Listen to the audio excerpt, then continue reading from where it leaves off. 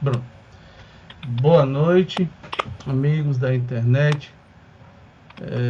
É com muita alegria que nós estamos mais uma vez aqui presente com o nosso irmão amigo Álvaro Monderrai. Vou ler mais, como de praxe, este livro aqui, uma mensagem rápida, para que nós possamos nos preparar e a partir daí nós começarmos o trabalho, né, sobre a bênção e o facilitador que é o Álvaro para nós. A mensagem aberta ao acaso, entre aspas, o acaso, entre aspas, é: eis que o semeador saiu a semear. Semeadores. Todo ensinamento do Divino Mestre é profundo e sublime na menor expressão, quando se dispõe a contar a parábola do semeador. Começa com o ensinamento de inestimável importância que vale relembrar. Não nos fala que o semeador deva agir utilizando-se do contrato com terceiras pessoas, e sim que ele mesmo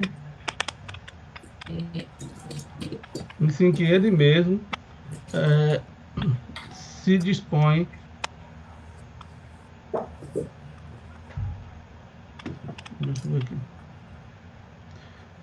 que ele mesmo saiu a semear, transferindo a imagem para o solo do espírito em que tantos imperativos de renovação convidam os obreiros da boa vontade à santificante lavoura da elevação, somos levados a reconhecer que o servidor do Evangelho é compelido a sair de si próprio a fim de beneficiar corações alheios. É necessário se desintegrar o velho cárcere do ponto de vista para devotarmos ao serviço do próximo, aprendendo a ciência de nos retirarmos da escura cadeia do eu. Excursionaremos pelo grande continente denominado interesse geral. E, na infinita extensão dele, encontraremos a terra das almas, sufocada de espinheiros, ralada de pobreza, revestida de pedras ou intoxicada de pântanos, oferecendo-nos a divina oportunidade de agir em benefício de todos. Foi nesse roteiro que o Divino Semeador pautou o Ministério da Luz, iniciando a celeste missão do auxílio entre humildes tratadores de animais e continuando-a com os amigos de Nazaré e os doutores de Jerusalém. Os fariseus palavrosos e os pescadores simples, os justos e os injustos, ricos e pobres, doentes do corpo e da alma, velhos e jovens, mulheres e crianças, segundo observamos,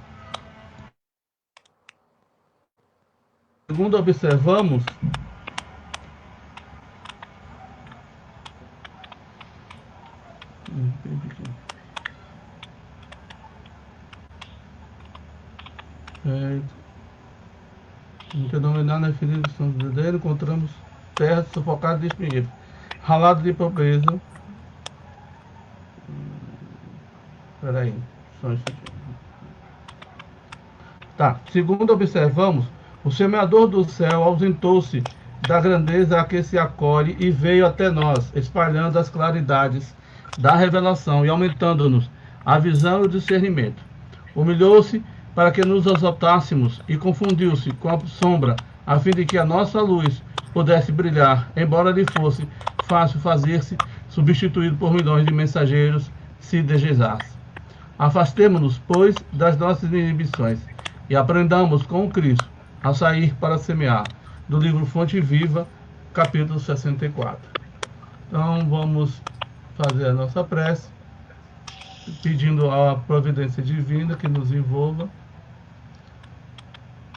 Amado Jesus, benfeitores espirituais, eis que mais uma vez nos encontramos para podermos entender os 10 mandamentos no tocante à segunda parte, envolvendo-nos todos nós, Senhor, nesse sentimento de paz e do elo que nos une, que é a tua mensagem. Sendo assim, pedimos a permissão, Mestre querido, para darmos por início o mini seminário da segunda parte da noite de hoje. Talvez para algumas pessoas seja repetitivo o que a gente vai falar, mas como talvez tenha pessoas que tenham vindo pela primeira vez, esteja vendo agora, eu vou repetir para todos nós quem é esse jovem rapaz que está na nossa tela aí dividido conosco momentaneamente. Ele se chama Álvaro Hermoso Mordecai, expositor espírita, fundamenta seus estudos no Evangelho, no Velho Testamento, fala com fluência o hebraico, entre outras línguas, e obteve anos de preparo e estudos das leis e costumes judaicos em Israel. Busca expor a união dos conhecimentos de interpretação dos textos bíblicos, associando a sabedoria do povo judeu junto ao Evangelho de Jesus, sempre à luz da doutrina espírita. Realiza palestras e conferências por todo o Brasil e no exterior. Álvaro Mordecai é divulgador e coordenador de caravana da organização humanitária Fraternidade Sem Fronteiras. E está aí conosco, a partir de agora, o nosso irmão Álvaro Mordecai, ao qual terá um espaço para pergunta e resposta, e ele vai delimitar o tempo adequado para isso. Então ouçamos a exposição do nosso amigo Álvaro Mordecai. Pois não, Álvaro, boa noite. Olá a todos, boa noite. Eu espero que todos estejam nos ouvindo bem. É uma alegria, uma honra poder estar aqui mais esse dia para a gente dar continuidade a esse seminário. Para quem estiver chegando hoje, eu acredito que nós tenhamos esse seminário no YouTube, no Facebook do Reviver, mas nós temos lá o que foi feito a semana passada, 1h30 de seminário, onde nós abordamos os cinco primeiros mandamentos de Moisés. Hoje a gente vai fazer a segunda tábua da lei. Primeira coisa que nós devemos nos perguntar, eu falei segunda tábua da lei, e nós falamos que as tábuas da lei, elas foram entregues em duas. Por quê? Se quando a gente narrou a entrega das tábuas da lei no Monte Sinai por Moisés, nós comentamos que todo o livro dos médiuns, todos os efeitos físicos e intelectuais, eles se encontram ali manifestados no Har Sinai, no Monte Sinai, na entrega das tábuas da lei. E essas tábuas da lei, o texto nos diz que elas eram feitas de um material diferente. O texto chega a dizer que elas eram feitas de safira, o que nos faz compreender que elas foram materializadas no mundo. Elas foram materializadas. Mas, além da materialização, essas leis foram faladas pelo fenômeno de voz direta. E por que duas tábuas da lei? Será que faltou ectoplasma do médium Moisés? A gente compreende que não. A grandiosidade da mediunidade de Moisés, talvez um dos maiores médiuns da história da humanidade. Aliás, sem dúvida, um dos maiores médiuns da história da humanidade. E por que é que elas foram entregues em duas e não em uma? Inclusive, diz isso é Midrash, isso é só para a gente... para trazer a grandiosidade do evento. Não estou afirmando que é efetivamente assim, mas disse que as tábuas da lei elas eram muito pesadas. E o Midrash diz que elas não pesavam no ar, ou seja, que elas levitavam. Que elas... A gente vê aqui como foi dito, todos os fenômenos mediúnicos que nós encontramos dentro do livro dos médiuns, nós encontramos na entrega das tábuas da lei, principalmente os fenômenos de efeito físico.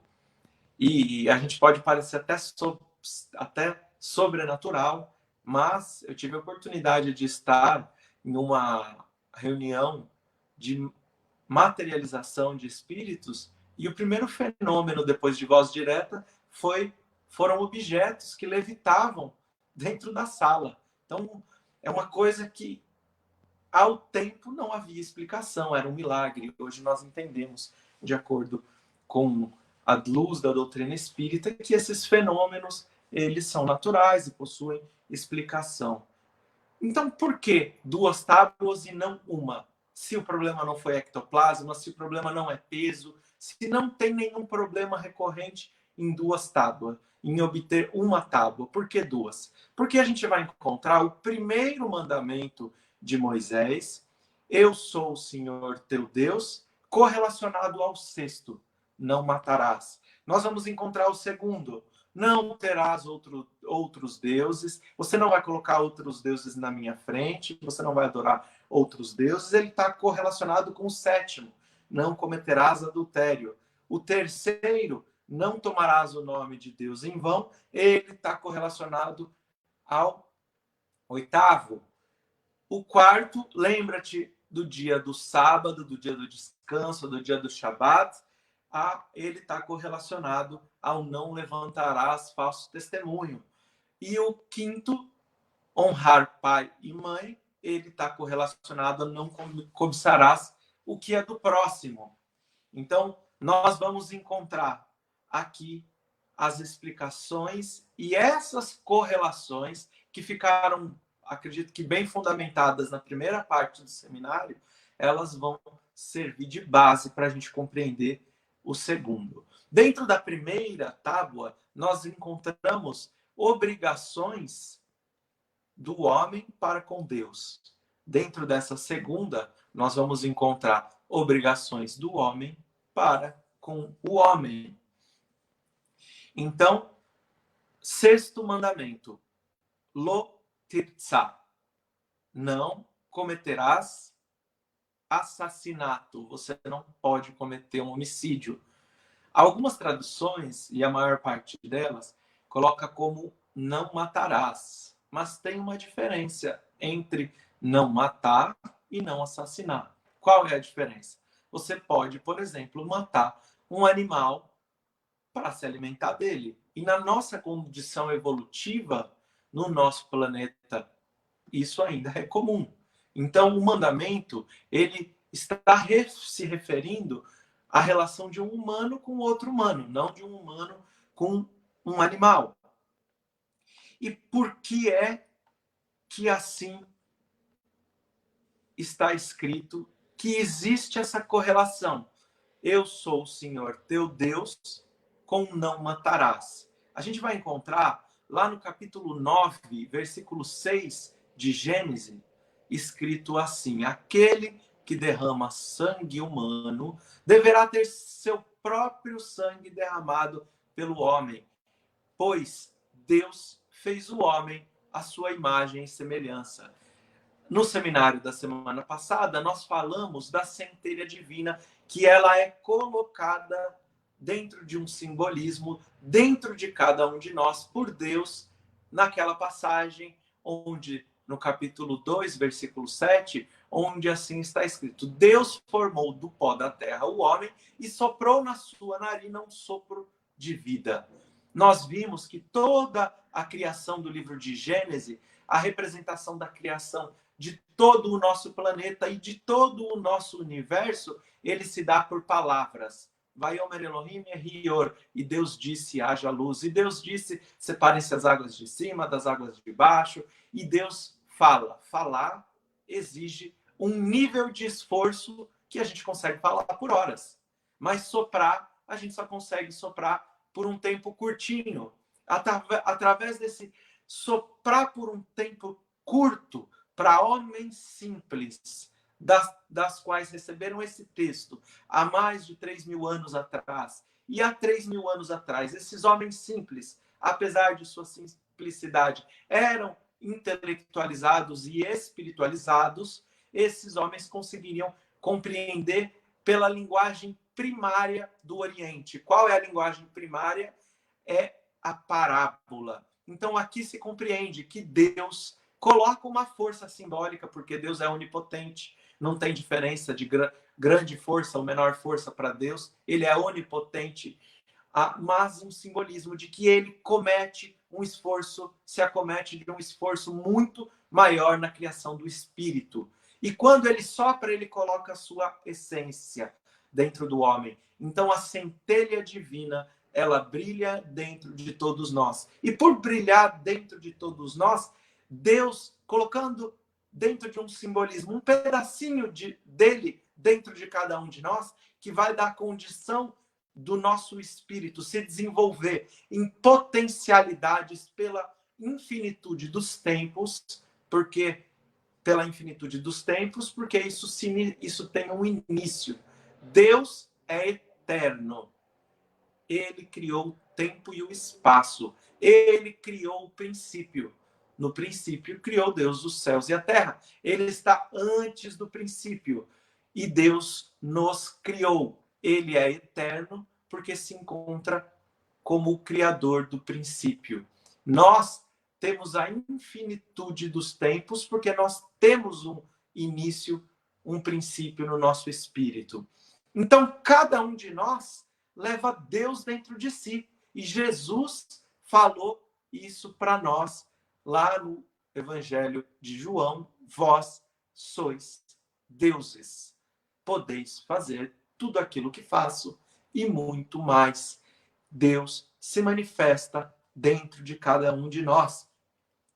Então, se você assassina, se você comete o assassinato de outra pessoa, você efetivamente está transgredindo o primeiro mandamento, porque você está matando a imagem e semelhança de Deus, que somos todos nós. Por isso é dito imagem e semelhança.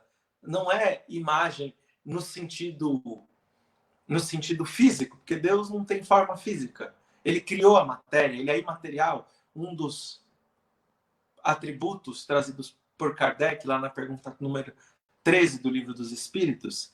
Então, se você matar alguém, se alguém comete um homicídio, ele está apagando a imagem e semelhança de Deus no mundo material. Então, por isso, essa correlação desses dois mandamentos, do primeiro e do sexto. Mas por que ele está dizendo aqui, nessa passagem, que todo aquele que derrama o sangue do homem, ele vai ter que ter o sangue derramado?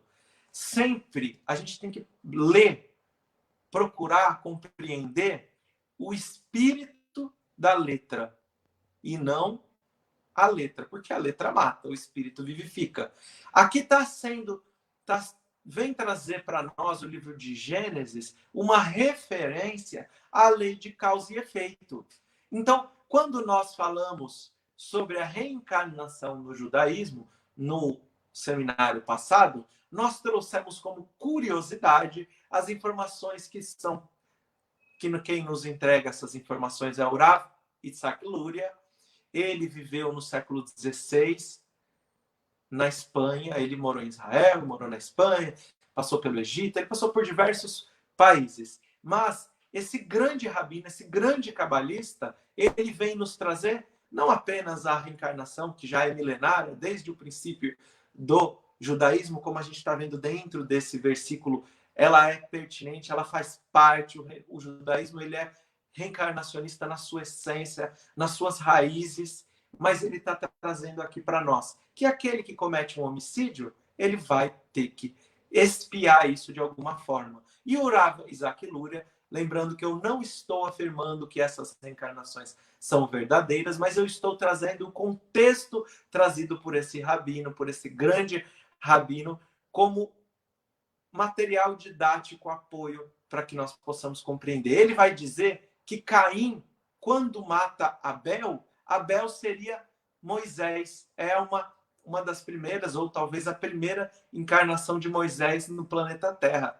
E Caim, seu irmão, mata ele. Para isso, ele teria que espiar.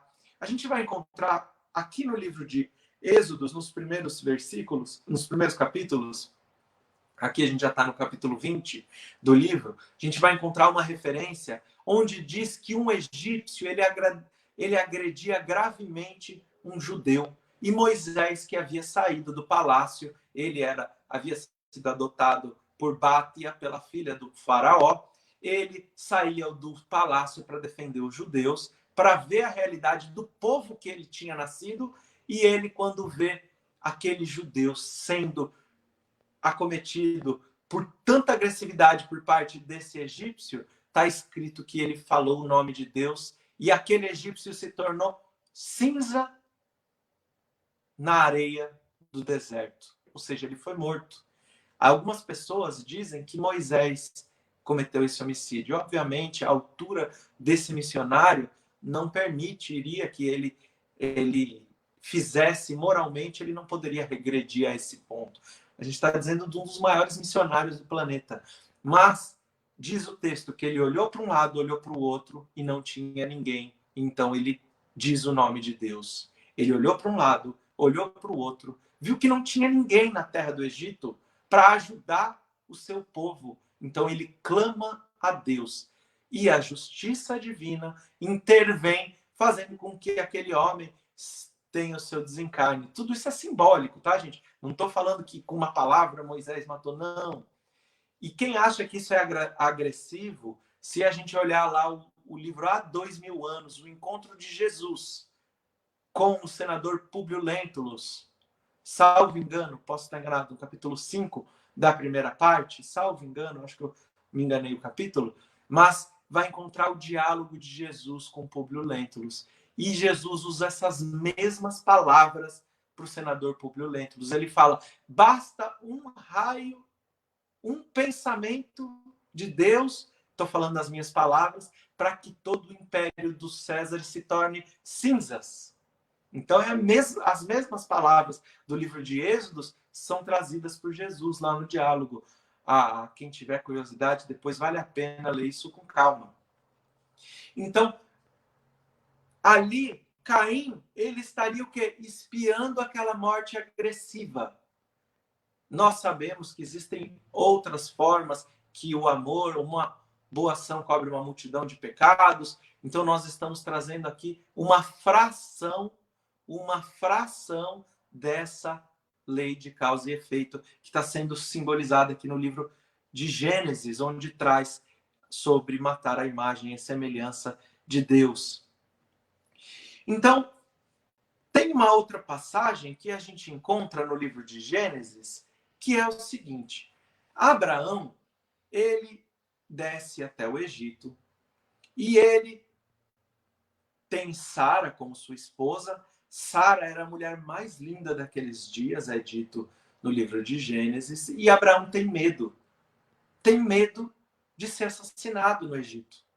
Então ele vai dizer que a sua esposa era sua irmã, para que as pessoas não matassem ele para ficar com a sua esposa. E o que quer dizer essa passagem? A gente já viu na primeira parte do seminário que o Egito não é o país especificamente, mas é um estado de se descer à materialidade, de se conectar às paixões. Ou seja, Abraão desceu a uma terra onde Deus, ele não era tão venerado. A gente não deve estar falando do Egito aqui, do Egito especificamente, mas simbolismo, parábola. A gente está usando de parábola. Então, por que Abraão mente quando vai para essa terra? Porque lá os homens não temiam a Deus. E assim está escrito, quanto menos se teme a Deus, quanto menos se cumpre o primeiro mandamento, mais homicídios se tem, mais assassinatos se tem, mais transgressões ao sexto mandamento se tem. E vamos enxergar isso nos nossos dias, no mundo, na história do mundo mais recente, porque a gente está há 3.000 anos atrás, isso está um pouco distante ainda, talvez. Mas se nós nos lembrarmos, o nosso planeta, o nosso mundo, por volta do 13º século, inicia o processo que se chama Idade das Trevas. Nós vamos permanecer por aproximadamente 600 anos, 588 anos, com o Tribunal da Santa Inquisição impondo uma religiosidade que não é uma religiosidade da qual está conectada à essência do Evangelho, do amor, do perdão, sem nenhum tipo de julgamento, apenas uma leitura histórica. Não tenho nenhum tipo de mágoa, não é nenhum tipo de julgamento contra o que aconteceu pela Igreja Católica, porque, como eu costumo dizer, não foram eles que fizeram, fomos nós, humanidade, que assim o fizemos, e talvez alguns de nós estivéssemos encarnados naquela posição, realizando esses atos, então não tem nenhum tipo de julgamento, mas nós vivemos quase 600 anos de Inquisição, de Idade das Trevas, onde se negava o conhecimento, onde se negava a razão para nos apoiarmos no entendimento, na compreensão de um Deus, que esse Deus é compreendido por dogmas. Nós nos apoiamos nesse período da humanidade em grandes dogmas. E isso afastou o homem da religiosidade efetiva. Quando nós temos, já depois de 6 séculos, um pouco à frente, os princípios de igualdade, os ideais de igualdade, liberdade, fraternidade sendo instaurados na França e assim dando condições para que os iluministas pudessem encarnar como grandes missionários do Cristo para, como nos diz uma psicografia de Humberto de Campos, que está na revista O Reformador, salvo engano, no ano de 2014. Nessa revista tem um diálogo do Cristo com os iluministas, e os iluministas, eles recebem a missão de trazer importantes aspectos para que depois Kardec pudesse trazer o espiritualismo científico, pudesse trazer o espiritismo.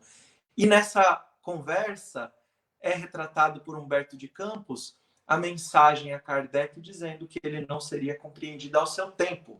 Então, o que eu estou querendo dizer? Por que eu estou contando isso? Porque nós vivemos nesses 588 anos, nesses quase 6 séculos de idade das trevas, uma imagem de Deus que não condiz com a realidade, que não condiz com a essência de que Deus é trazido tanto na primeira como na segunda revelação. E isso afasta o homem num movimento de ego coletivo quando nós passamos a obter a razão, o iluminismo, a idade das luzes, a época das luzes através do iluminismo, e nós passamos a supervalorizar a razão, o intelectualismo. E nesse movimento coletivo do ego, a sociedade vai para um extremo oposto. Então, se antes nós éramos obrigados a acreditar em um Deus dogmático, após o iluminismo, nós negamos a Deus para então partir para um ideal racional, extremamente racional. Então a gente nega a Deus e parte para ideias extremamente materialistas. E Leon Denis vai trazer para nós, lá na introdução do livro O Problema do Ser e o Destino da Dor, vai trazer que essas teorias, que essas filosofias e correntes materialistas e pessimistas vão trazer a humanidade a um período onde nós vemos os homicídios ocorrendo assim a larga escala. E diferente dos outros períodos da humanidade, nós vamos encontrar entre os homicídios presentes e manifestos os autocídios, os suicídios. Hoje nós vivemos os maiores índices de suicídio dentro da humanidade. Isso é uma transgressão a esse 6º mandamento. Nós encontramos, logo após a codificação, nós encontramos a Primeira Guerra Mundial, a Segunda Guerra Mundial, nós encontramos diversos conflitos onde a gente vê que pelo mundo ter se afastado da essência de Deus, nós vivemos uma era de grandes homicídios. Então, essa é a razão pela qual Abraão, quando desce e se depara lá com o rei Avimelech, ele é descoberto que ele havia mentido, porque ele sabia que aquele povo, aquela região, não acreditava suficientemente em Deus. E por não obter a fé no Deus único, no Deus criador dos céus e da terra, e não buscar a compreensão de Deus, como nós falamos lá no primeiro mandamento, evoluir a tirar as escamas dos olhos para enxergar a Deus, o mandamento é enxergar a Deus, como as pessoas não enxergam a Deus nem no mundo, nem no próximo, o homicídio, ele se alastra.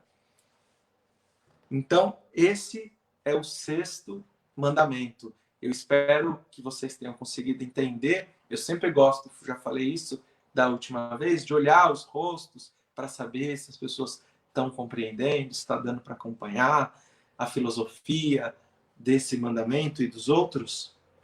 Então, esse é o 6º mandamento. E a gente vê que a doutrina espírita, quando foi dito que Kardec não seria compreendido, é em função ainda da necessidade de nós transcorrermos os dois opostos, um mecanismo do ego coletivo, do ego individual. A psicologia explica isso para nós, e após alcançar os dois opostos, nós vamos encontrar, então, o Espiritismo trazendo a fé raciocinada, que vai colocar Deus dentro de uma condição racional, e a fé. Então, por isso que lá foi dito que o Espiritismo ele só seria compreendido no futuro da humanidade.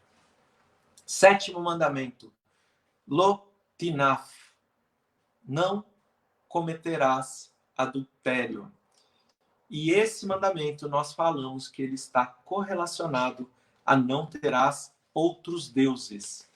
Dentro do Velho Testamento, dos profetas, nós encontramos um profeta, Oséias, e Oséias, ele traz algumas reflexões interessantes. Em determinada passagem, assim é dito para Oséias, no processo mediúnico, algum espírito superior diz a Oséias, mas na linguagem bíblica Deus disse a Oséias: vá e ame uma mulher adúltera, uma mulher que tem um amante. Ame-a assim como eu amo o povo de Israel. Embora eles adorem outros deuses com D minúsculo e lhes ofereçam bolos e passas. Então, olha a correlação. A dor que obteve Oséias dentro de um adultério aqui, a dor que teria ele, é a dor que Deus tem pela falta da devoção, pela falta do compromisso do povo de Israel, que se entregava a outros deuses. Uma referência, como a gente falou, não necessariamente apenas a adorar fisicamente outros deuses, como está escrito lá, a gente encontra os samaritanos no capítulo 4 do Evangelho de João, a passagem da mulher samaritana, quando Jesus diz a ela: vai, chame teu marido. Ele está falando: vai, chame teu Baal. Baal é marido, mas Baal pode ser uma referência a um ídolo, pode ser uma referência a Deus, a um proprietário. E depois, quando ela diz: mas eu não tenho marido. E Jesus diz a ela: pois bem dissestes, pois 4 você teve e o que tens hoje não seu o és. Baalim são ídolos também. Então, ele está falando não sobre marido. Ela não era uma meretriz, como algumas pessoas. Podemos interpretar assim, para tirar boas interpretações, mas a essência, dentro de uma interpretação mais profunda, a gente vai encontrar aqui Jesus falando da fé dos samaritanos. Por quê? Porque os samaritanos, a Samaria, ela teve a invasão de alguns povos que inseriram a idolatria dentro daquela região. Então, o que está sendo falado lá é sobre a fidelidade ao Deus único. E Jesus vem restabelecer esse vínculo e levar, nesse momento, ao lado do poço. Todos os casamentos ocorriam ao lado dos poços. Na palestra sobre a história de Moisés, eu conto que ele se casou com Tsipora ao lado de um poço, Jacó se casou ao lado de um poço. Então, ali é o casamento, no sentido espiritual, do Messias com todas as nações do mundo. E ela estaria, então, abandonando a história de idolatria para se conectar a Deus. Então, por isso, esses dois mandamentos, não terás outros ídolos, ele está correlacionado ao adultério. Mas aqui a gente vai falar de uma passagem que é muito interessante e a gente vai trazer uma interpretação bem mais profunda do que geralmente nós estamos lendo. Vamos lá. Qual é essa passagem? A passagem da mulher adúltera. Está escrito que Jesus foi para o Monte das Oliveiras, era uma manhã, ele acabava de voltar do Templo de Jerusalém, e então ele estava sentado ensinando, ele estava proferindo, ensinando seus discípulos, seus apóstolos, ensinando o povo que ouvia as palavras de Jesus para aprender. E ali vem duas figuras, fariseus e escribas. E todas as vezes, para quem é do NEP, para quem está se aprofundando aí no estudo do Evangelho, os fariseus, eles eram escribas. Por que está escrito fariseus e escribas? Porque os escribas, eles eram aqueles que tinham a condição da interpretação da lei. Se nós encontrávamos o sinédrio, eu gosto de falar, o coração era o sinédrio, nós temos todo um sistema vascular que irriga todos os pontos do nosso corpo. Então, o sinédrio, ele estava centralizado para assuntos de maior importância do povo de Israel, e pequenos tribunais, Beit Din, eram feitos com 3 juízes, com 12 juízes, mas majoritariamente com 3 juízes, que esses juízes eram escribas. E eles juntos julgavam. Por exemplo, lá em Cafarnaum tem escriba. Por que lá tem escriba? Porque são esses juízes que, conhecedores da lei, eles tinham a condição de escrever, eles tinham a condição de interpretar, eles tinham a condição de julgar mediante a lei judaica, porque nós encontramos a lei judaica não apenas sendo uma lei religiosa, mas uma lei de organização social. Não existia essa diferença.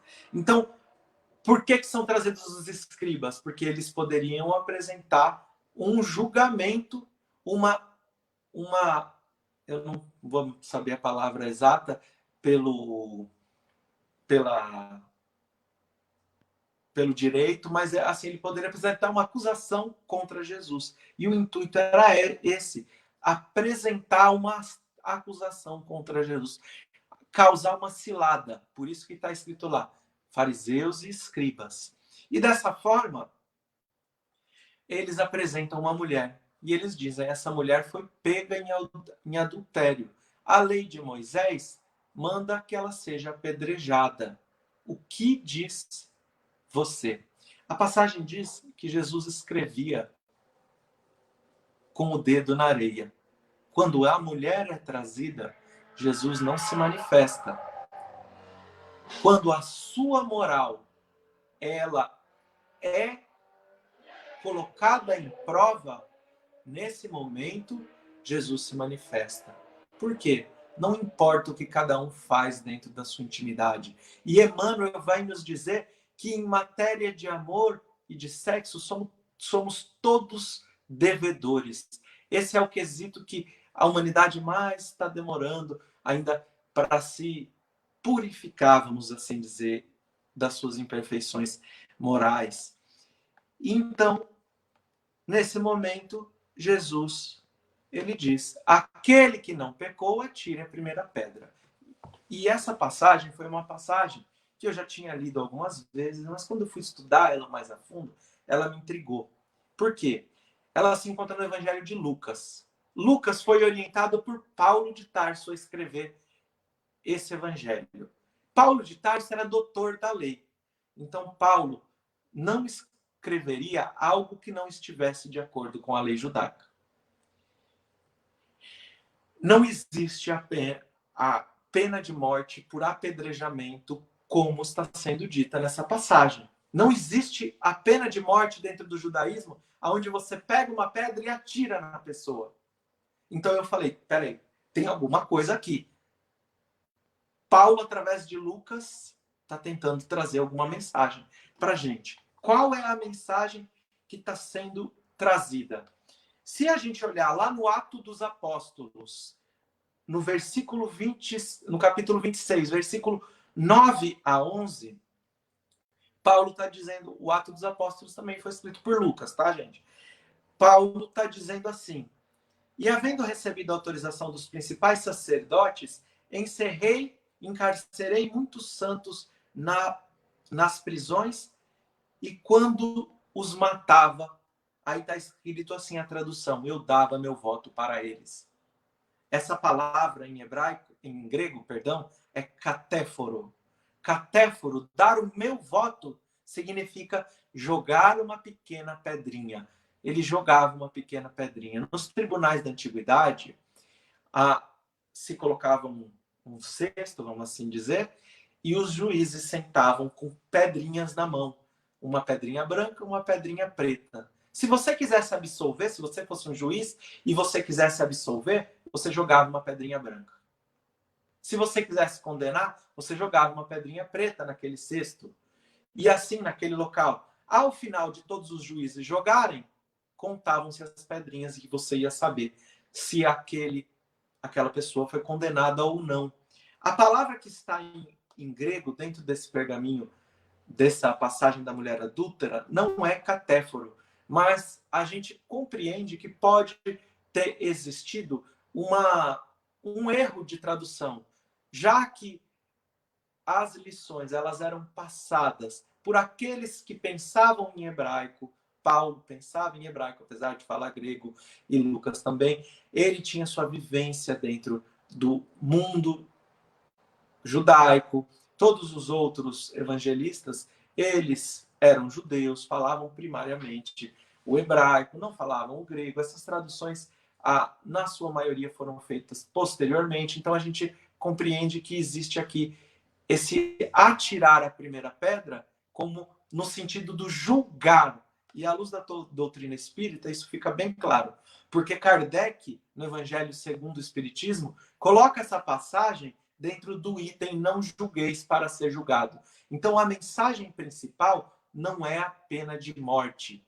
Não é a pena de morte, mas é o nosso julgamento constante contra as atitudes das pessoas. Por isso que todos saem quando é dito aquele que não errou, atire a primeira pedra. Não é jogar pedra na mulher. Por quê? Isso é proibido pela lei judaica. A pena de morte era levar a pessoa a um local, salvo engano, 10 amot, 1,60 m, alguns vão dizer 1,80 m, outros 2 metros, um lugar de 18, 20 metros, e atira a pessoa de cima de uma pedra. Mas então existe a pena de morte? Quando a pessoa comete uma transgressão, que ela tem a condenação, a pena de morte, primeiro ela recebe um aviso, depois ela recebe outro aviso, depois ela é condenada, a ficar em uma jaula muito espremida, uma jaula assim, bem espremida, e ela vai ter que jurar pelo nome de Deus se ela fez ou não fez aquilo. Então, é dito que um único tribunal, isso está no Talmud, que um único tribunal rabínico, um único sinédrio, que condenasse uma única pessoa num período de 70 anos, fazia com que toda aquela geração estivesse condenada e que todos obtivessem sangue nas mãos. É interessante que essa jaula pequenininha, só como curiosidade, só para a gente entender, é a mesma jaula que é narrada que Joana d'Arc, ela ficou enclausurada lá no livro de Leon Denis, Joana d'Arc, a médium, ela ficou enclausurada, presa nessa jaula, aguardando a sua condenação por parte dos sacerdotes, dos padres que estavam condenando ela. É a mesma jaulazinha, tem uma correlação aqui dos eventos. Em outra oportunidade a gente pode falar mais sobre isso. Então a gente entendeu que o que está falando aqui na passagem da mulher adúltera não é necessariamente de uma pena de morte, que a pena de morte no judaísmo, ela é no sentido de que, se você, isso está lá no Pirkei Avot, na ética dos sábios, se você tem um buraco, um poço no quintal da sua casa, se for noite e alguém cair, você é culpado. Então se constroem cercas para proteger que as pessoas caiam. Então a pena de morte, ela vem no sentido de colocar uma cerca, uma população extremamente rebelde que tem essa, olha, isso é pena de morte, isso é pena de morte, para ser uma cerca. Mas as condenações, elas efetivamente não deveriam ocorrer. A lei judaica, ela é feita para que não exista condenação. Por que não existe a condenação? A gente viu aqui, não matarás. Tá, gente? Então, esse é o 7º mandamento. Não cometerás adultério. Por isso, então nós entendemos a correlação dele com o não terás outros deuses. A dor que Deus, simbolicamente, porque Deus também não tem dor, teria quando nós colocamos outros deuses à sua frente, é a dor de que alguém tem quando descobre que foi vítima do adultério. 8º mandamento, Lotignov, não roubarás. Agora aqui, esse não roubarás, a gente tem que entender que existem alguns tipos de roubo que está sendo referido. Por exemplo, num primeiro nível de interpretação, o roubo de roubar um objeto, mas também tem o sequestro de alma. Você não pode sequestrar alguém para vender ele como escravo. Você não pode sequestrar alguém. Eu falei desse exemplo do escravo porque na época existia a escravidão. Você não pode sequestrar alguém, isso também é roubo. Você não pode roubar dinheiro, mas você também não pode roubar uma propriedade intelectual. Eu não posso, por exemplo, pegar uma música e dizer que não fui eu que compus e falar que essa música é minha. Essa música é minha. Eu posso comprar um direito autoral, mas eu não posso roubar um direito autoral intelectual. No caso de uma palestra espírita, o conteúdo não é meu. O conteúdo é da humanidade, o conteúdo é dos espíritos. Então, não tem essa questão tão forte. Mas tem esse roubo da propriedade intelectual. Tem aqui, na época, e hoje em dia também, a gente vê as balanças. Você não pode roubar no peso da balança. Se você tiver uma balança, você tem que calibrar ela, se não for perfeita, a favor daquele que está comprando, porque senão você está roubando.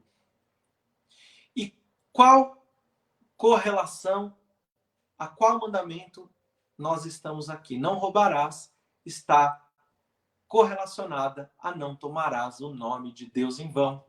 Aquele que rouba, isso é uma interpretação simples, aquele que rouba, ele não quer ser pego.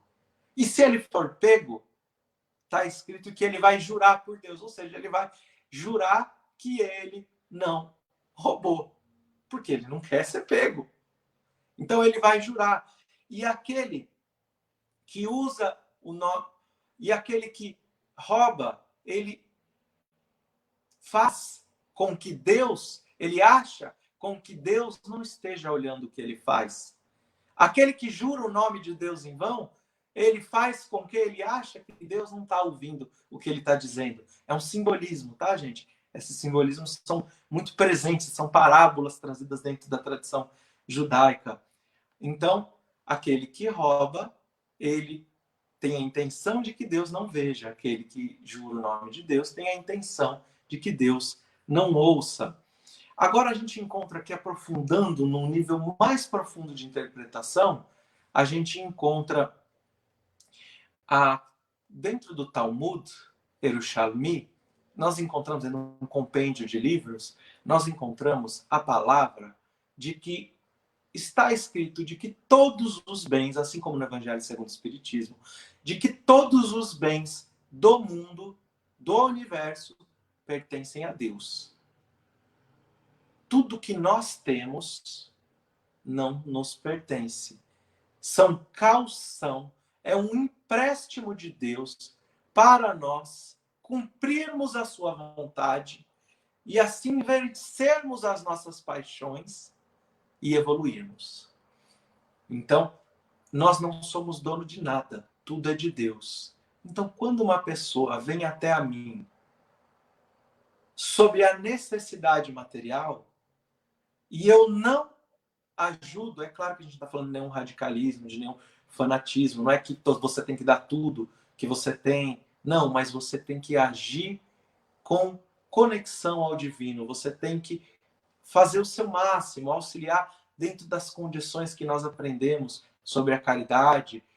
Nós devemos fazer o nosso máximo pelo próximo. Mas se eu desprezo a ajuda aos necessitados, de quem são esses bens? São de Deus. E Deus não quer que nós façamos a sua vontade? Então, de quem nós estamos roubando? Nós estamos, entre aspas, nós estamos roubando de Deus, porque a vontade de Deus é que aqueles bens sejam entregues aos necessitados. E a gente tem um midrash que vai dizer, um midrash, uma interpretação da lei judaica, que vai nos dizer que o profeta Zacarias, quando ele profetiza no capítulo 9, versículo 9, que o Messias entraria a Jerusalém montado num burrinho, ele diz que o Messias, um midrash, uma interpretação, que o Messias seria uma pessoa pobre. E nós encontramos lá a entrada triunfal de Jesus em Jerusalém, ele entra montado em um jumentinho, em um burrinho. Então, o Messias encarnaria como sendo pobre, ele nasce lá numa estrebaria. Então, o Messias também seria pobre. Então, por todas as vezes que a gente abandona os pobres, os necessitados, o coração do próprio Messias, do próprio Cristo, o coração de Jesus, dói por eles. Tudo dentro de um simbolismo. A gente está falando filosoficamente, tá? Não vamos entender nada ao pé da letra, viu, pessoal? Então, a gente encontrou aqui essa condição da caridade dentro de não roubarás. A gente não pode tirar os bens de Deus da vontade do próprio Pai Celestial.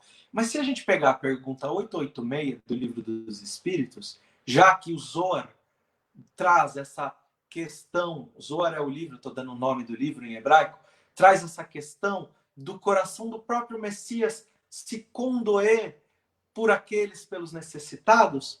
Vamos buscar lá no Livro dos Espíritos, na 886, qual o verdadeiro sentido da palavra caridade como entendia o Messias, como entendia Jesus.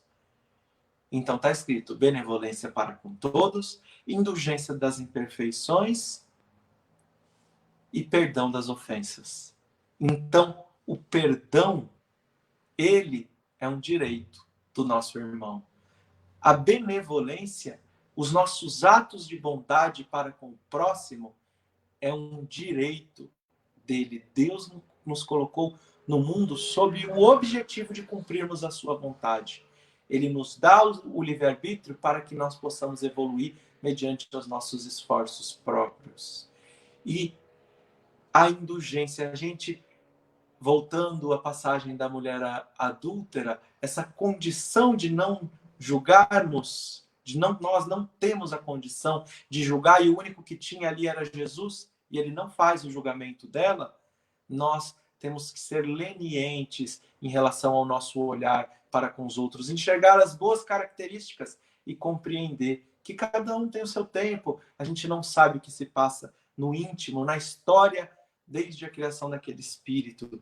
Então, esses são direitos que nós não temos o direito de roubar. É só para, filosoficamente, a gente alcançar uma interpretação profunda das nossas obrigações no mundo para com a caridade.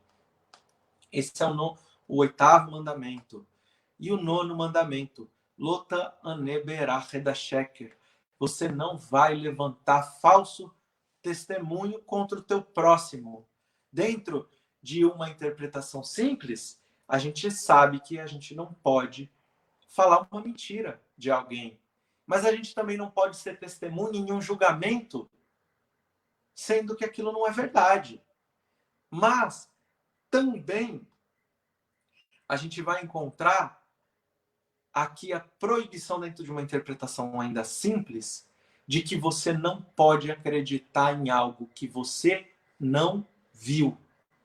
Você não pode, se alguém chega para você e faz uma fofoca fraterna, fala, olha, sabe fulano, preciso de te contar uma coisa, aconteceu um negócio assim, assim, assim, assim. Você estava lá, você não pode tomar partido desse momento porque você não foi testemunha disso. E com qual mandamento da primeira tábua da lei ela está correlacionada? Lembra-te do dia do Shabat. Lembra-se do dia do descanso. Mas por que que o descanso, o dia do descanso, tem a ver, alguma coisa a ver com levantar falso testemunho? Como que eu explico isso? Então, a gente vai encontrar dentro da reza, da oração, mais importante, o pilar de todas as orações do judaísmo, que esse pilar é o Shema Israel Adonai Eloheinu Adonai Echad. Ele é recitado pelas manhãs e pelas noites por todos os judeus assim observantes da lei, fazem essa reza. Ouça Israel, Deus é eterno, Deus é único, é uma referência à unicidade de Deus, está no livro de Deuteronômios. Mas se a gente pegar o texto em hebraico, a gente vai ver que duas letras desse versículo, elas estão maior, a letra Ain e a letra Dalet. E elas formam uma palavra em hebraico. Qual? Testemunha, Ed. Ed é testemunha. O papel de todos nós é testemunhar a Deus no mundo. Mas por que é que eu preciso testemunhar? Aliás, eu só preciso testemunhar algo que nem todos saibam. Porque se for uma verdade absoluta, você não precisa de testemunha. Porque Deus nos deu o livre-arbítrio para que nós tenhamos a opção, tenhamos a oportunidade de testemunhá-lo pela nossa autoesforço, pelo nosso esforço próprio. Um artista se sabe pelas suas obras, pela sua obra. Então, olhando a natureza, olhando a inteligência da manifestação divina se manifestando nas estrelas, nos átomos, em todos os locais do mundo, na natureza, nós enxergamos a presença intelectual de Deus. Mas nós temos que testemunhar a bondade, a misericórdia, nós temos que ser essas testemunhas. E aquele que então desrespeita não o Shabat, não o descanso propriamente no sétimo dia, mas quando nós falamos desse mandamento, nós falamos sobre a essência desse mandamento. Qual é a essência? O direito universal. Todos os homens são iguais, são irmãos. Todos são filhos do mesmo Deus. Então, mesmo na antiguidade, os escravos que não tinham direitos, nesse dia eles podiam descansar. Os seus empregados, os direitos trabalhistas, os direitos ao descanso dos animais que também não podiam trabalhar. Então é um reconhecimento de que Deus encontra-se por detrás de toda a obra da criação. E se eu, então, não reconheço, não sou fraterno, a gente falou que no Shabat a gente não dá esmolas, no sentido de que eu estou numa posição de superioridade quando estou dando, mas nós nos reconhecemos como irmãos, nós compartilhamos tudo aquilo que nós temos de melhor. E o espírito Mardoqueu, ele vai dizer lá na Revista Espírita de 1861 que o Shabat, que o descanso no sétimo dia, ele é um ensaio para o mundo de regeneração, onde todos nós seremos fraternos, onde todos nós traremos a Deus nas nossas mesas, no nosso dia a dia. Nós traremos os princípios que estão por detrás da lei de Shabat. Então, se eu quero testemunhar a Deus nesse mundo, eu tenho que cumprir e honrar eu tenho que testemunhar os seus preceitos, a sua justiça, a sua misericórdia, a sua bondade. Por isso, se eu descumprir esses mandamentos, que são simbolizados pelo Shabat, eu estou dizendo que Deus não é o Criador do mundo. Eu estou testemunhando meus interesses próprios e não as leis divinas. E é interessante que tem uma história que o Rav Lev Yitzhak Berdichev foi um grande rabino, um grande sábio, um grande missionário. Ele viveu na Ucrânia, atual Ucrânia. Ele, certa feita, diante, né, dos seus alunos, dos seus discípulos, chega um homem para ele e diz: eu não acredito em Deus. E ele fala: mas por que você não acredita em Deus? Ele falou: porque eu vejo tanta fome, eu vejo tanta dor, eu vejo tanto abandono no mundo, que eu não posso acreditar em Deus. E o Rav Lev Yitzhak Berdichev disse para ele, falou: nesse Deus eu também não acredito. Eu acredito no Deus que me deu as oportunidades de ser a transformação do mundo e demonstrar, testemunhar a sua bondade que vive em cada um de nós na centelha divina em potencialidade.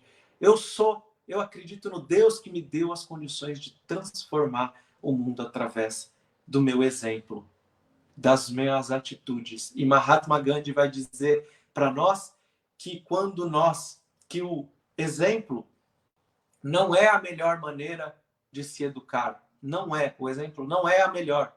Ela é a única maneira de se educar. Quando nós estamos agindo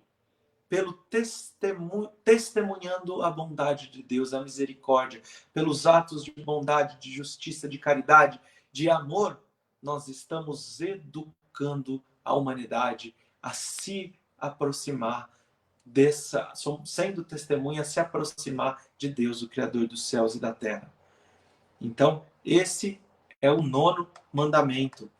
O 10º mandamento, Lo tachmod beit re'echa.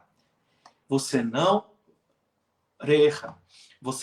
vai cobiçar a casa do teu próximo, não vai cobiçar a mulher do teu próximo, o seu servo, a sua serva, o seu boi, o seu asno, tudo que seja do seu próximo. E é interessante que os 10 mandamentos, eles são repetidos lá no livro de Deuteronômios. E quando é repetido esse mandamento, a palavra em hebraico que aparece não é tarmod. Tarmod seria assim, eu ocupar os meus pensamentos. Então vamos dizer, o Laelder tem lá um carro bem bonito, eu chego, eu olho o carro dele e falo: nossa, que carro bonito. Nossa, tô querendo ter aquela inveja. Puxa, o Laelder tem esse carro, eu não tenho. Aquela inveja, né? Que pode acontecer em nós. A palavra que é utilizada no livro de Deuteronômios é lo-tissavê. E o que quer dizer essa palavra? Por que mudou? Porque essa é aquela que a gente chama de inveja branca. Vamos supor, o Laelder tem lá aquele carro. Então eu chego para ele e falo: nossa, eu quero tanto carro do Laelder. Laelder, me vende seu carro. Ah, não, Álvaro, não posso vender. Não me vende, eu te pago mais. Isso tem mais sentido quando a gente fala de um rebanho, como está escrito aqui, não tinha carro na época, mas a gente fala: você não pode cobiçar o asno, o burro, porque esse você não tem outro igual, né? Você pode ter um melhor, você pode ter um pior, mas você não tem outro igual. Então, o que está dizendo?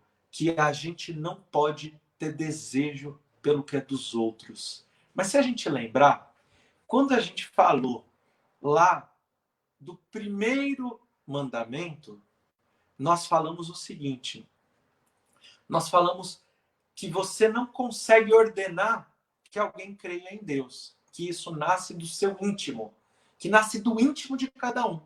E o desejo também nasce do íntimo de cada um. Então, qual é a ideia de você ordenar alguém a não desejar, a você não cobiçar? Qual é a ideia desse mandamento? Tem que ter alguma coisa aí, porque se eu não posso ordenar, por exemplo, aos dirigentes do mundo a acreditarem na paz, e eles efetivamente acreditarem, porque aquilo nasce na consciência individual, isso tem um processo de amadurecimento, de expansão da consciência, de assimilação de informações e etc., de um esforço próprio, de um vencer-se a si mesmo para que isso aconteça. Se eu não posso ordenar, então, por que eu posso ordenar alguém a não desejar? Se o desejo também nasce do íntimo de cada um. Então, a ideia é que você, a partir partir da racionalização, você tome o controle dos atrativos que te trazem a matéria. Então vamos lembrar lá, gente, no livro de Gênesis, a gente encontra a passagem de que a cobra, a serpente, ela oferece para Eva o fruto e Eva dá para Adão de comer desse fruto. E nessa transgressão, eles são expulsos do paraíso. A gente pode fazer um seminário só sobre Adão e Eva, mas só para a gente explicar por cima. Obviamente é um simbolismo, tudo isso é um simbolismo, mas a cobra, vamos entender como cérebro reptiliano. Cérebro reptiliano, ele está diretamente correlacionado no capítulo 4 do Evangelho, do livro No Mundo Maior, por André Luiz. A gente vai encontrar lá a casa mental de Calderário, e ela se divide em 3 andares. Primeiro andar, nós encontramos o inconsciente, o subconsciente, a sede dos instintos, dos hábitos. E isso, fisiologicamente, ela se manifesta dentro da evolução anímica, ela vai se manifestar no cérebro reptiliano. No segundo andar, a sede do hoje, o nosso consciente, onde nós escolhemos o amanhã. E no terceiro andar, vai trazer André Luiz, o espírito calderário, na obra de André Luiz, vai trazer para nós o superconsciente, a conexão com o divino. Então, a cobra, ela está correlacionada aqui, a serpente, à transgressão, a um automatismo onde nos remete a retornar à animalidade, a retornar ao estado mais rudimentar da evolução do espírito. Então, a cobra, ela foi um estímulo exterior, como vai nos dizer Emmanuel lá no livro Pensamento e Vida, o estímulo exterior, ele plasma a emotividade. A cobra, ela oferece o fruto da árvore da vida, é o estímulo exterior. A gente já vê que a Eva desceu à animalidade através de sucumbir ao subconsciente dela, à animalidade, a não se aproximar de Deus. Então, o estímulo exterior plasma a emotividade. Todos nós temos a nossa atmosfera psíquica. Nesse momento, cabe a razão. Eva oferece para Adão. Adão está representando a razão. Cabe à razão tomar as rédeas da nossa atmosfera psíquica e controlar o plasma que se dá através dos nossos pensamentos, dos nossos desejos. Então, o que Eva fez? Ela cobiçou a árvore da vida. Então, o que está sendo dito para nós aqui? Que o mandamento não é que nós não teremos inveja. A gente vai falar um pouquinho disso daqui a pouco, mas a inveja, ela é inerente ao ser humano. Faz parte dos nossos sentimentos, em menor e maior escala. Nós estamos nos depurando dela. Nós estamos aqui para nos livrar dela, em completude, para nos tornarmos espíritos puros. Mas o mandamento está dizendo, você tem que se controlar, se habituar a controlar os estímulos exteriores, para assim, você não cobiçando a matéria, você caminha dentro da senda da evolução espiritual. Caminhando dentro da senda da evolução espiritual, você está se aproximando de Deus. Você está cumprindo o seu propósito dentro do mundo. O Pirkei Avot, Ética dos Pais, faz o seguinte questionamento. Quem é rico? Quem é rico? O Bill Gates é rico. Mas o Bill Gates, ele só é verdadeiramente rico se ele tiver satisfeito, eu não tenho condições de julgar, acredito que nenhum de nós, mas se ele tiver satisfeito com o que ele tem. Então, Pirkei Avot vai dizer, quem é rico? Aquele que está satisfeito com o que tem. Não importa se eu não tenho nada materialmente, se eu moro em um casebre ou se eu moro numa mansão. Se eu estou satisfeito, se eu aprendi a mansuetude para com os desafios da matéria no mundo, eu sou rico. E o Pirkei Avot vai perguntar, mas quem é sábio? Quem é sábio?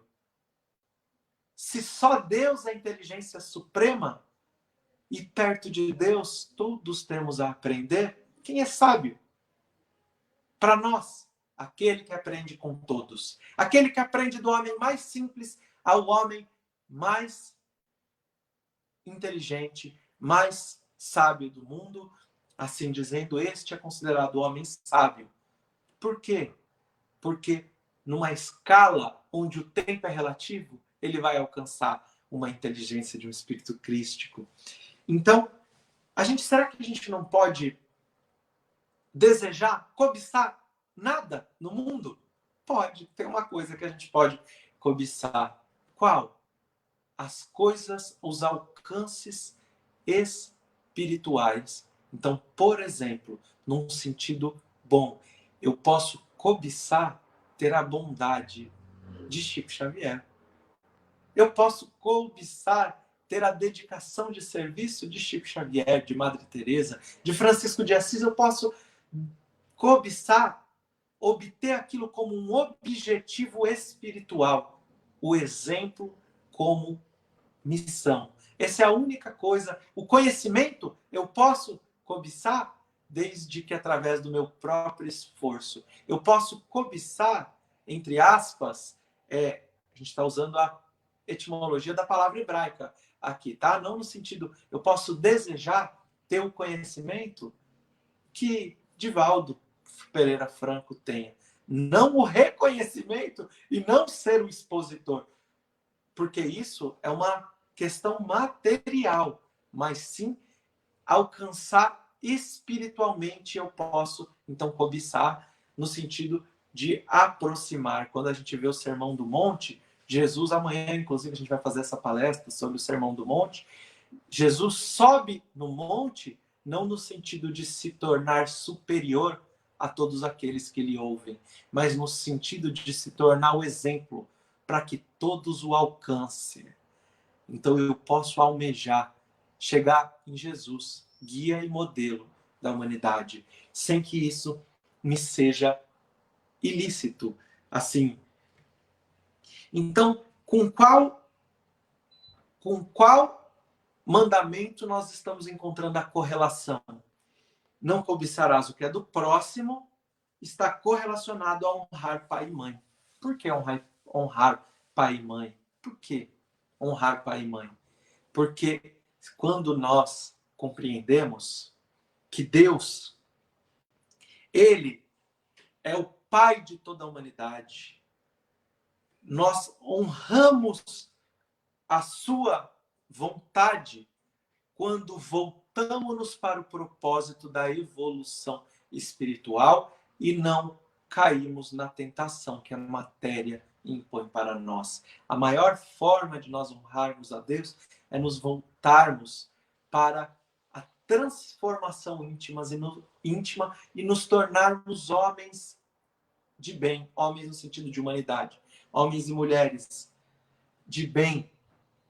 Então, por isso, esses mandamentos eles estão correlacionados.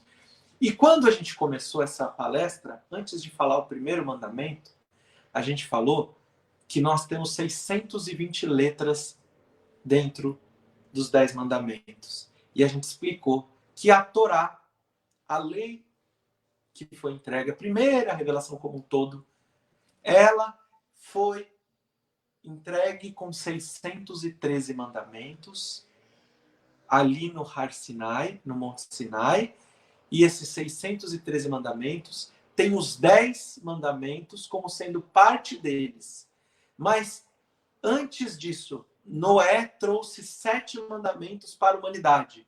Então, 7 com 613, 620. Dentro dos 10 mandamentos, nós encontramos todas as leis divinas que são trazidas na primeira revelação e antes dela, todas as leis estão presentes nesses 10 mandamentos. Eu tenho certeza que se a gente for lá em Júpiter, eles estão cumprindo os 10 mandamentos na plenitude da qual nós tentamos trazer aqui, principalmente o primeiro e o segundo mandamento, o terceiro, que mostram para a gente a complexidade de se cumprir na real essência da qual foi trazido esses mandamentos.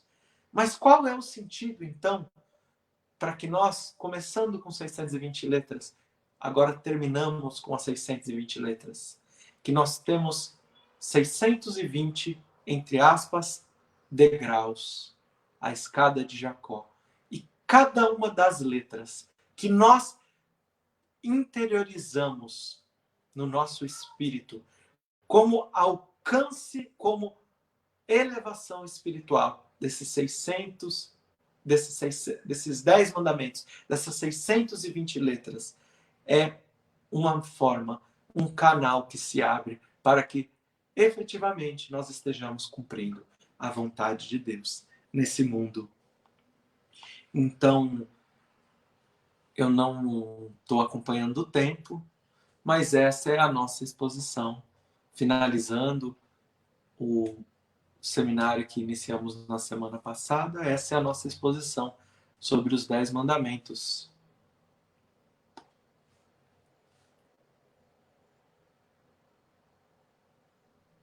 Ixi, tá mudo. Tá me vendo? Agora Pronto, tá me vendo. Pronto, agora ok. Perdoe a entrada aí, já que você expôs para nós muito bem algumas colocações, a questão do degrau da escada de Jacó, né? Mas no que foi apresentado, Álvaro, uma pessoa fez uma pergunta aqui de Macaíba, da terra de Alta de Souza, né? O nosso amigo André Arruda, ele reportando, se não me falha, o 7º mandamento com relação ao apedrejamento.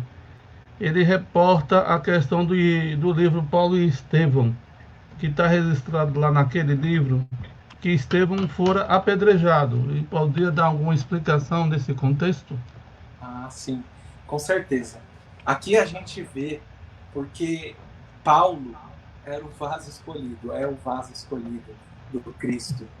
Porque eu adoro uma frase que o Haroldo usa, que ele fala assim: eu morro de medo das pessoas muito inteligentes.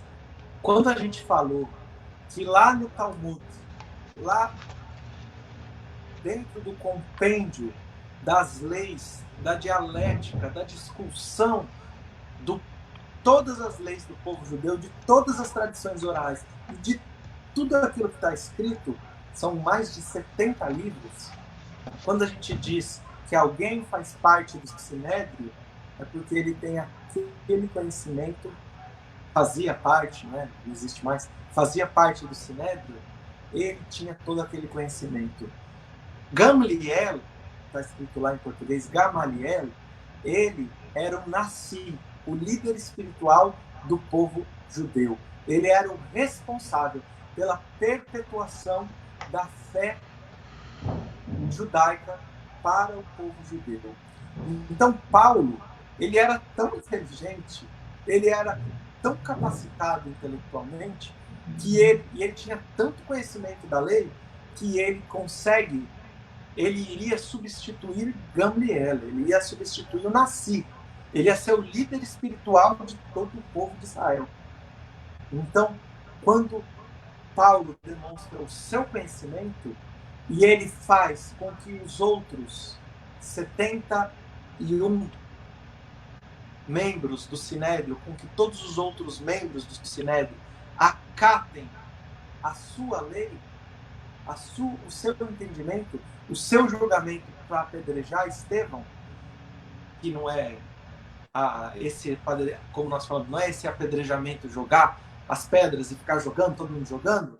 Quando Paulo alcança isso, ele consegue manipular todo o conhecimento da lei judaica, ele consegue manipular todos os homens mais inteligentes, mais conhecedores da lei, do entendimento, para que cumpram a vontade dele. Por isso, Estevão aparece, quando diz para Abigail, fala: olha, quando ele conhecer o Cristo, ele vai ser fiel como ele é à lei de Moisés. Ele vai canalizar todas as forças, toda a intelectualidade para servir a Deus. Então aqui, nessa passagem, o que a gente está vendo? Nós temos o livre-arbítrio. Se a gente quiser pegar um texto de Jesus, as palavras de Jesus, o Evangelho, e a gente quiser transformar isso em um instrumento macabro na história da humanidade, a gente tem a condição, a gente tem a capacidade. E a gente viu isso acontecer na história da humanidade. E a gente viu isso acontecer na primeira revelação. Então, o que está sendo trazido aqui para nós é a responsabilidade que nós temos com a terceira revelação.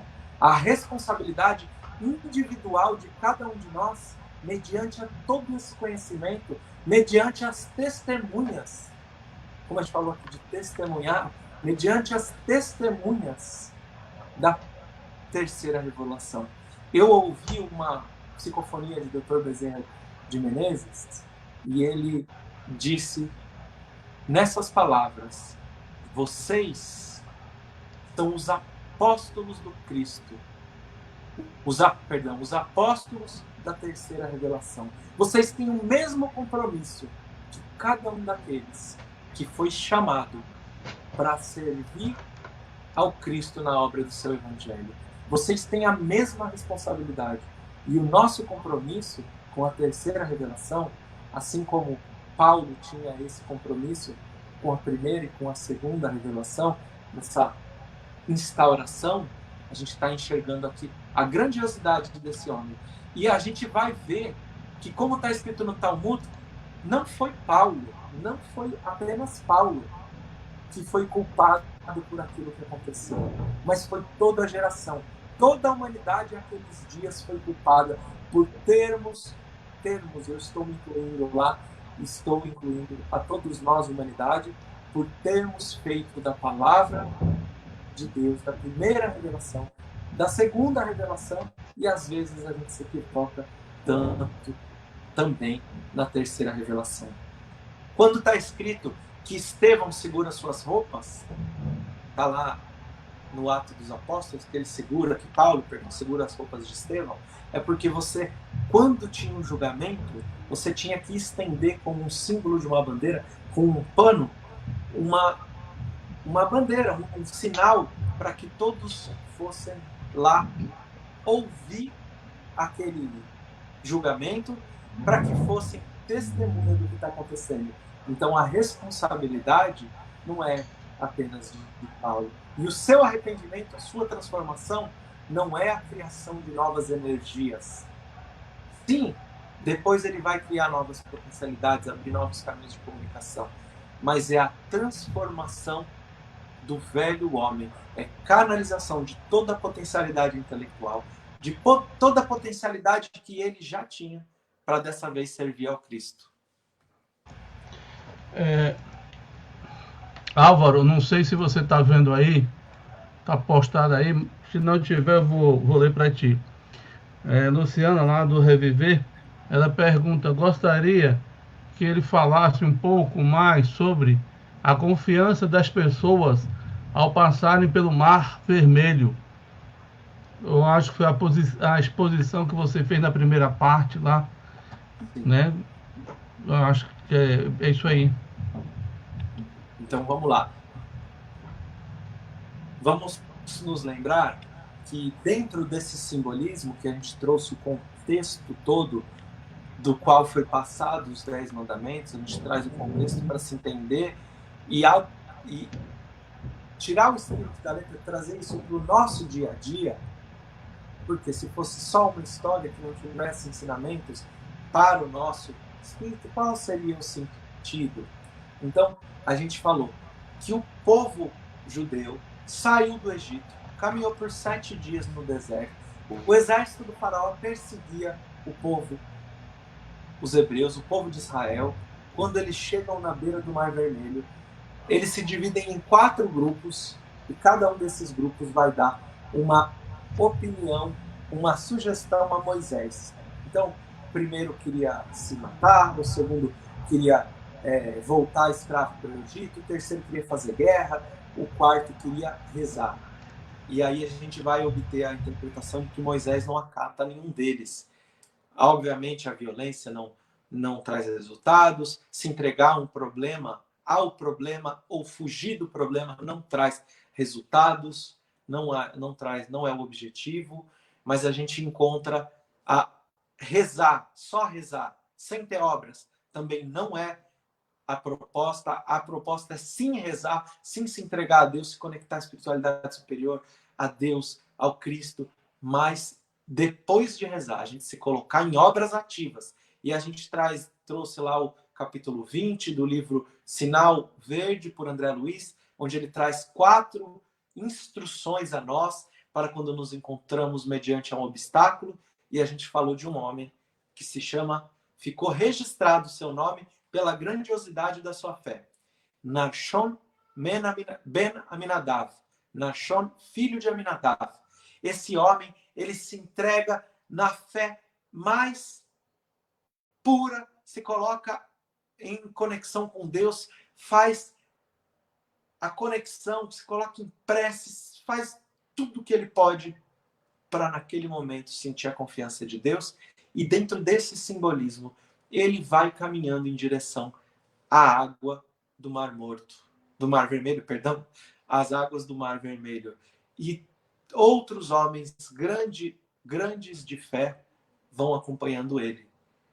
Então a confiança dele em Deus, em correlação ao quarto conselho que dá, a quarta instrução que dá André Luiz lá no livro Sinal Verde, que ele fala: plante o bem por onde quer que você passe. Quando alguém se propõe a obra do bem, ele deve esperar pelas arremetidas do mal, mas tenha a paciência de esperar o tempo de Deus. Então, nesse simbolismo, esse homem, ele, quando estava com a água no pescoço, ele já estava assim, quase, entre aspas, é um simbolismo. Eu não sei se aconteceu assim efetivamente. Pode ser que sim, pode ser que não, mas não é o mais importante. O mais importante é o que eu tiro disso para mim. Ele representa ali esperar o momento de Deus, seguir com sua fé no mais elevado patamar e se colocar nas obras, ao limite de suas forças, porque ele já estava com a água no seu pescoço. E quando ele faz tudo isso, Moisés, ele canta, ele canta, faz uma prece, e nesse momento ele canta alguns cânticos de louvor a Deus e o Mar Vermelho se abre. Então, dentro disso, Nachshon ben Aminadav é o objetivo que nós aprendemos nessa parábola, nessa história, nós aprendemos a confiar ao limite das nossas forças, a nos esforçar ao máximo que nós possamos e nos conectar ao divino da forma mais completa e sincera possível e no tempo certo, se entregando à fé raciocinada e fazendo as nossas obras, a gente vai ver grandes coisas acontecendo na nossa vida. Eu adoro uma fala do Wagner, Wagner Moura, ele é o fundador da Fraternidade Sem Fronteiras, ele é o presidente da Fraternidade Sem Fronteiras, e ele diz assim: você coloca o pé e Deus coloca a estrada. Ele me contou em certa feita uma história de Madre Teresa de Calcutá, que ela chegou lá em Calcutá, olhou um terreno gigante, chamou um engenheiro e falou: eu quero, um terreno era grande, falou: eu quero fazer uma obra assim. E ela começa a dizer como ela queria a obra dela, e ela queria fazer a obra. E o engenheiro: tá bom, eu vou fazer o projeto, o terreno é seu. Ela falou: não. Você tem os recursos para fazer a obra? Ela falou: não. Mas se for da vontade de Deus, nada vai me impedir. E aí ele contou que quando ela estava naquela obra maravilhosa, né, construindo, tinha hora que faltava recurso para a construção da obra. E ela, ao invés de se desesperar, ela entrava, olhava e falava assim: Deus não quer que essa obra ande rápido demais. E ela tinha fé de que a obra não ia cessar, mas que seria na vontade de Deus. e que ela faria o máximo. Então, a confiança de algumas pessoas que trouxeram o simbolismo da abertura de um mar para que todos pudessem passar, talvez seja a força desses missionários que estão realizando essas grandes obras para a humanidade. Se a gente olhar o exemplo, Francisco de Assis, a fé desse homem, o desafio que ele obteve, essa é o desafio que a gente vai usar Narshon Ben Aminadav como um desses modelos.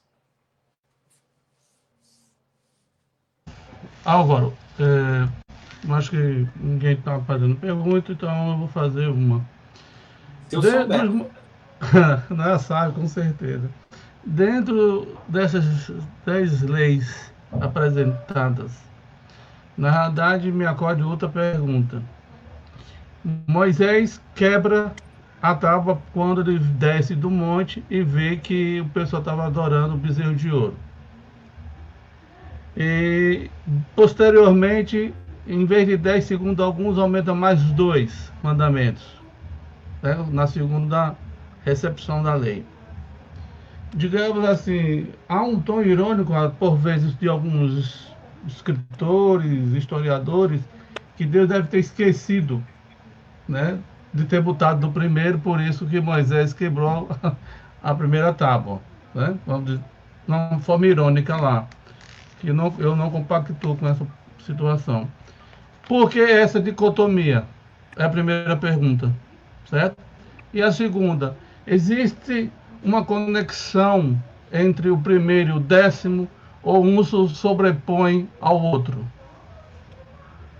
Então, é interessante, né? Essa é só para a gente situar. São perguntas que a gente vai encerrar, por causa do nosso irmão aí tem um compromisso, né, para poder ser cumprido.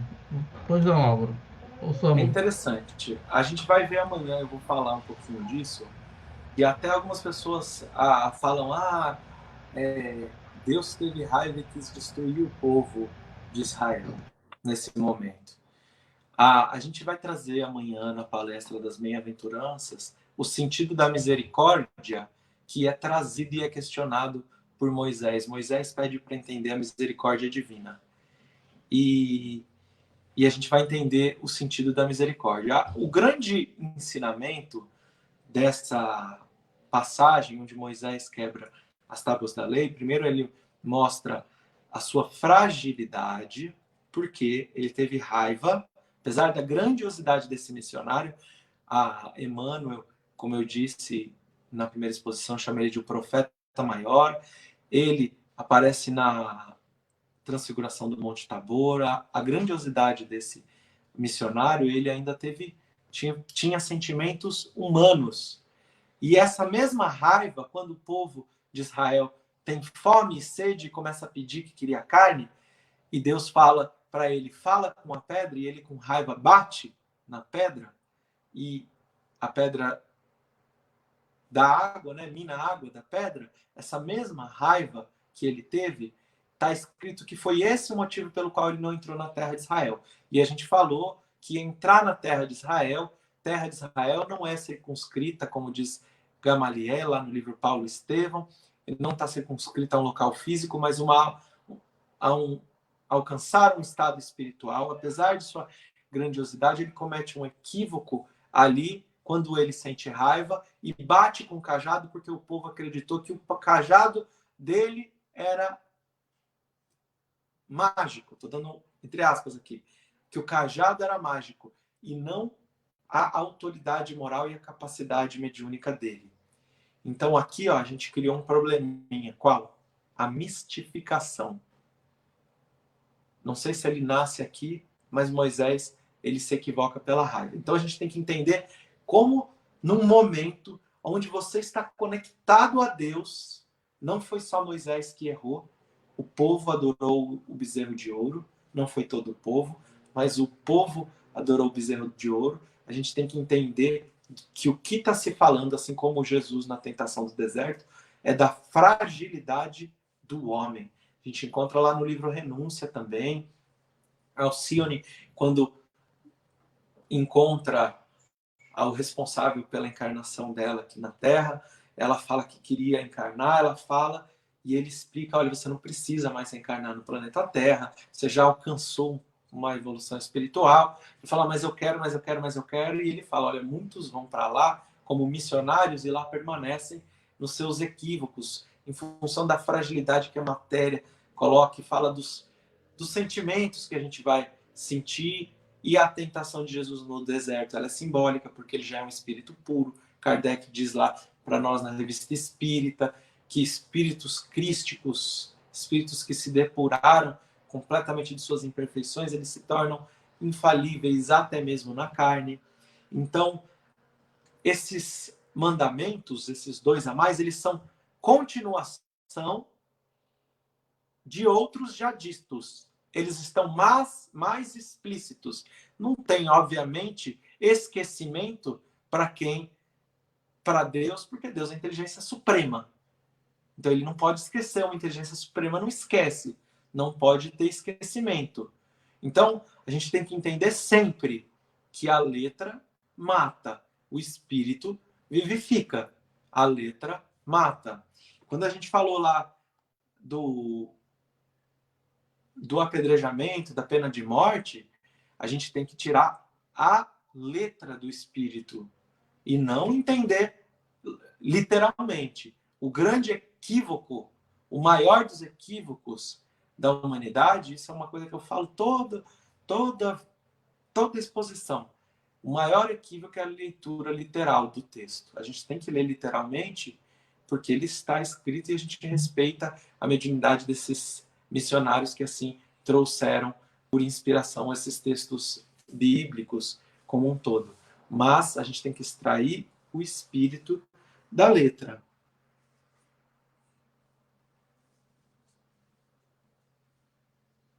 Essa exposição, a obra são 21 e 10. Mas, como eu disse a você aqui, no Reviver, embora distante, é cabelo, barba e bigode, literalmente. Uma internetiana, vamos dizer assim, pede, se for possível, ela gostaria que você terminasse com o Salmo 23 em hebraico, se possível, claro. Gratidão, Álvaro, é o que ela pede para você. Deixa eu abrir ele aqui para eu não errar. Certo, então deixa eu só dar umas informações. Reforçando amanhã, às 16 horas, também pelo Face do Reviver, Álvaro estará conosco, para fazer a exposição do Sermão das Bem-aventuranças, né?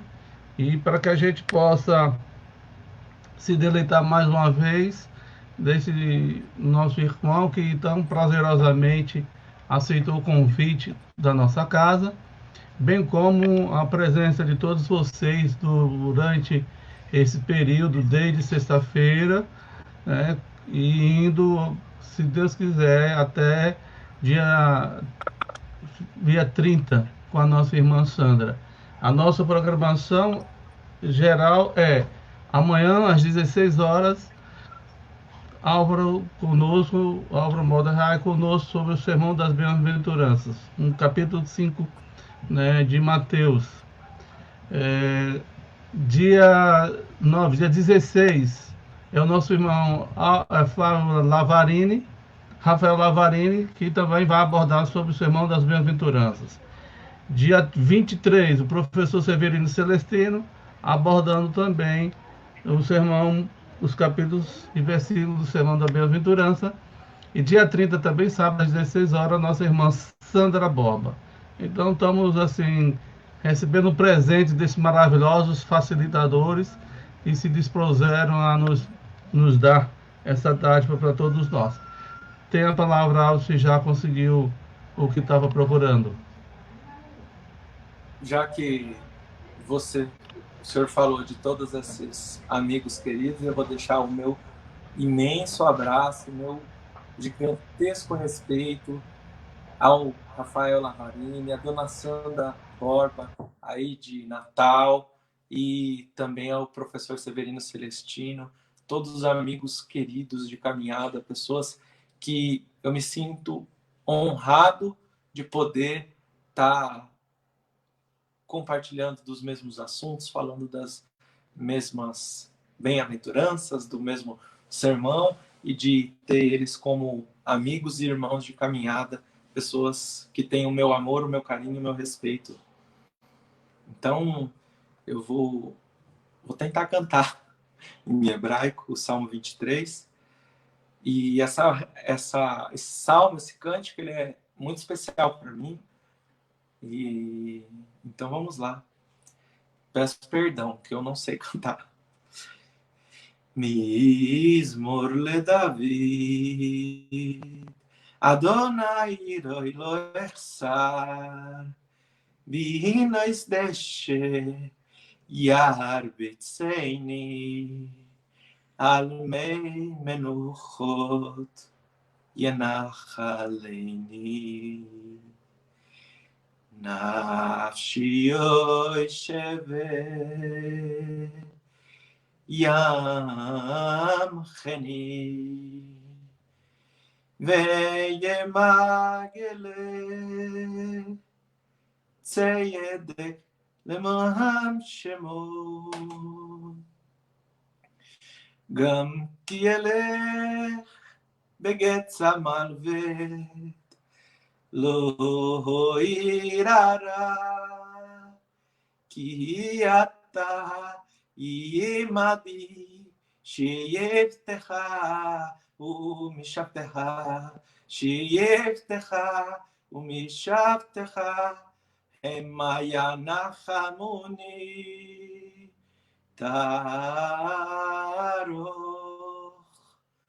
Taroch lefanai shulchan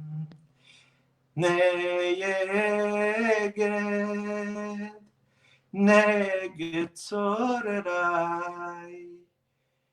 Di shamta vashemem roshi Kosirevaya Achto vaches Yirdefuni kol yemechaya Veyeshavti beveit Adonai Leorech yamim.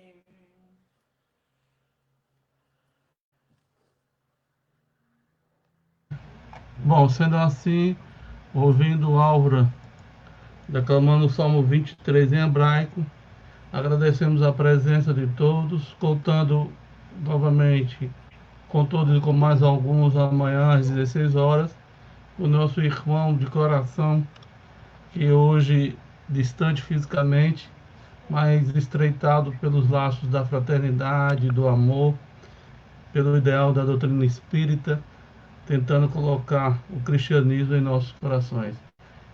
Amigo, muito obrigado por tudo. Que Jesus te abençoe. Um dia, quem sabe, você vem fisicamente, né, para beber água de coco da nossa casa e comer o biscoito de nata, não é por nada não, feito por mim. Um abraço, Álvaro, Se tudo Deus de bom. quiser, obrigado. Amanhã a gente se encontra, tá bom? Tá bom. Tchau. Até amanhã. Coração. Até amanhã. Boa noite para todos. Gratidão a todos. Obrigado.